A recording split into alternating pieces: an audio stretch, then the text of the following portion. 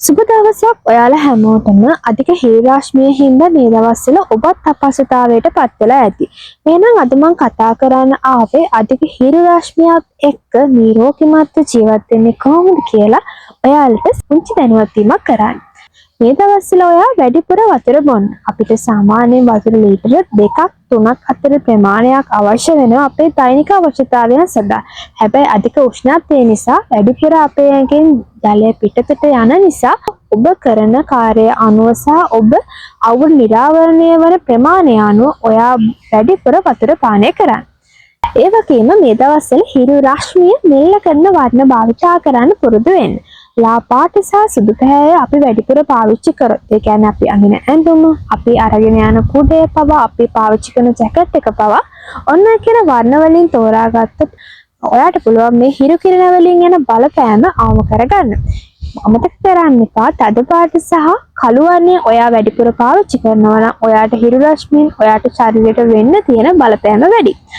තුන්වෙනි කාරණාව තමයි හැකිතරම් තද අවුල් නිරාවරණය නොවි ඉන්න. මොකද උදාහරණයක් විදිහට ඔයා ගොවිතැන් කරන කෙනෙක් නම් ඉතින් උදේවරුව සහ අවස්වරුව වැඩවලට පාවිච්චි කරන ගමන් අධික සූර්ය රශ්මි පත් වෙන වෙලාව ඔබේ විවේක කාලය විදිහට පාවිච්චි කරන්න.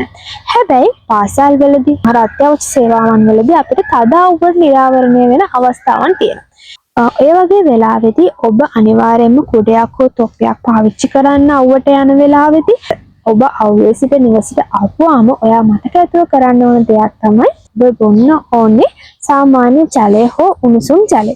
එහෙම නැතුව එකපාරටම සීතල වතුර එකක් ඔයා බිව්වොත් ඔයාගේ ශරීරයට වෙන්න තියෙන හානිය වැඩි.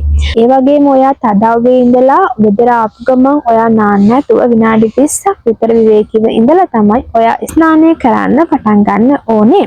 හිරු රශ්මියෙන් නිදහස් වෙන්න නම් අපිට හැමදාම නාන්න වෙනවා. අපි ලිඳකින් හරි පැවකින් හරි නානවා නම් අපිට පුළුවන් මේ අධික සූර්ය රශ්මියෙන් වෙන හානිය අවම කරගන්න.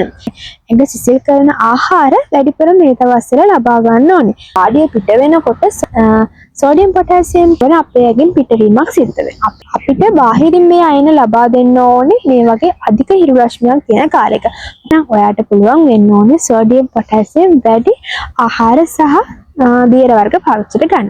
මේ දවස්වල ඔයාගේ සමට වගේම දැසටත් සත්කාර කරන්න පුරුද්දක් තියාගන්න.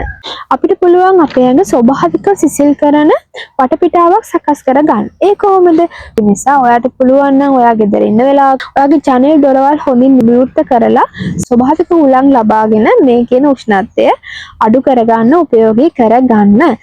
මතක තියාගන්න ෆෑන් එක සහ AC එකෙන් කරන්නේ අපේ ශරීරය සිසිල් කරන අපිට දැනෙනවා. හැබැයි අපේ ඇඟ ඇතුළේ තියෙන ජල වාෂ්ප මේකෙන් එළියට අදිනවා. එහෙම වුණාම අපේ ඇඟ තව තවත් පියලි කරනවා. එහෙනම් ඔයා අනිවාර්යයෙන්ම ෆෑන් එකක් හරි AC එකක් පාවිච්චි කරන්න පුරුදු වෙලා ඉන්න කෙනෙක් නම් ඔයාගේ ඇඟේ උෂ්ණත්වය අඩු කරගන්න ඔයා අනිවාර්යයෙන්ම මතක හැතුව වැඩිපුර ඔයාගේ ඇඟට ජලය එකතු කරගන්න අමතක කරන්න එපා. ඔයාලා මේ වගේ කරුණු තව තවත් දැනගන්න කැමති නම් මාව subscribe කරලා මාත් එක්ක එකතු වෙන්න. ඉන්නම් පස්මින් ඉන්න. ආදරේ හැමදාම